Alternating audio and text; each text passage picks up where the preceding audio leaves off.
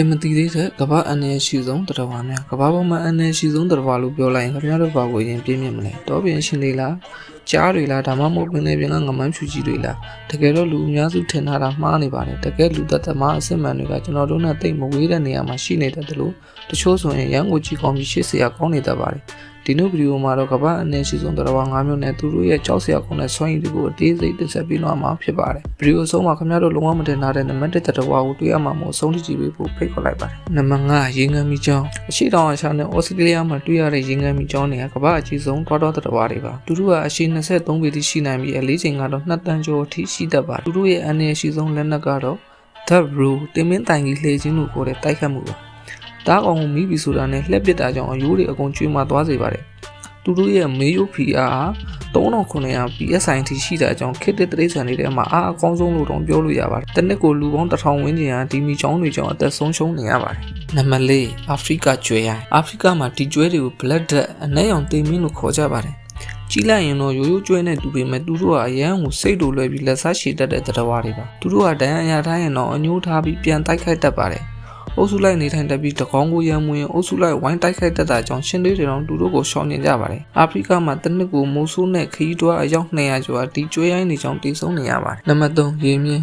အကောင်ကြီးကြီးဗိုက်ပူပူနဲ့ရှစ်ဆရာကောင်းတယ်လို့ထင်ရပေမဲ့ရေမြင့်အာဖရိကမှာလူတင်တို့အများဆုံးဖြစ်အောင်လုပ်နေတဲ့နိုးတိုက်တရဝါတွေပါ။လူတို့ဟာကိုယ်နေမိကိုအရန်ကောက်ွယ်တတ်ပြီးလူတွေကိုတိုက်ခိုက်တာလူတွေကိုပြေးခိုက်တာမျိုးတွေလုပ်တတ်ပါတယ်။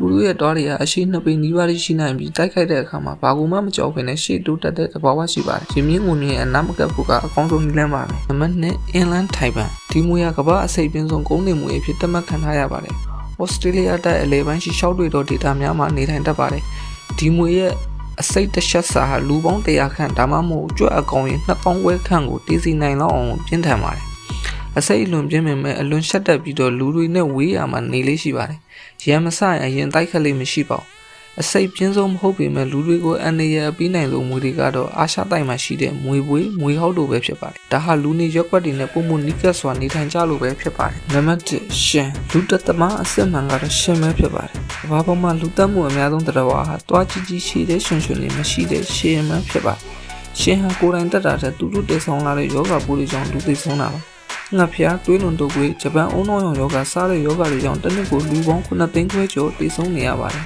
။ဒါဟာတခြားသော3ရန်တိရစ္ဆာန်တွေအားလုံးတက်တဲ့လူဦးရေထက်အစာပေါင်းများစွာကိုပိုများပါတယ်။ဒါကြောင့်ကမ္ဘာအနည်းအရှိဆုံးတရဝါတို့တင်နာမှာအမြင့်ရှိနေတဲ့ရှင်ပဲဖြစ်ပါတယ်။ကဲကျွန်တော်အခုပြောထားတဲ့တရဝါ9ကောင်ထဲမှာခင်ဗျားတို့အကျော်ဆုံးကဘယ်ကောင်ဖြစ်မလဲ။ဒါမှမဟုတ်ခင်ဗျားတို့ကြုံတဲ့ထူးဆန်းတဲ့အတွေ့အကြုံတွေရှိရင်လည်း comment မှာမျှဝေပေးပါဦး။ဒီလိုဗဟုသုတရစရာဗီဒီယိုတွေကိုတက်ဆက်ပေးနေတာမို့ကျွန်တော် channel ကို like and subscribe လုပ်ဖို့မမေ့ပါနဲ့ဦးနော်